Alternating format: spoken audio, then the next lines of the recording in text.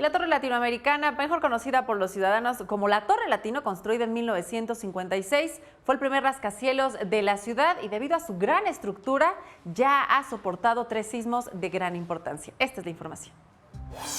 A 61 años de existencia, la Torre Latinoamericana ha resistido 3 grandes terremotos.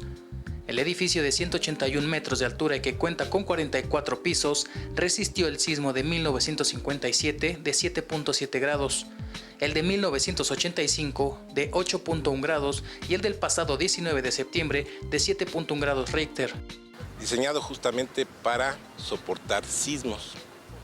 A partir de información que se tiene respecto al movimiento del suelo en la Ciudad de México y al tipo de sismos que se presentan en la Ciudad de México, se tomó esa información y se hizo por primera vez en el mundo el diseño dinámico de un edificio. Esta torre, que tiene un peso de 25.000 toneladas, ubicado en Francisco y Madero y eje central Lázaro Cárdenas en el centro histórico, está construida sobre 361 pilotes de concreto reforzado, enterrados a 33 metros de profundidad. Entonces no es casualidad. Precisamente está diseñado para soportar cargas accidentales como puede ser el viento o puede ser un sismo como en este caso. Entonces tenemos los pilotes que se apoyan en un estrato de arena resistente.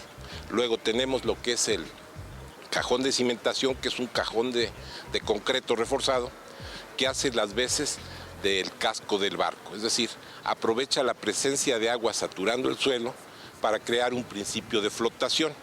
Esto carga otra parte del edificio.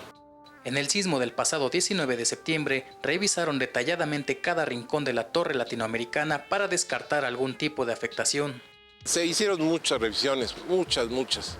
La primera nos duró prácticamente un día completo, que es donde revisamos lo más importante, son los elementos estructurales.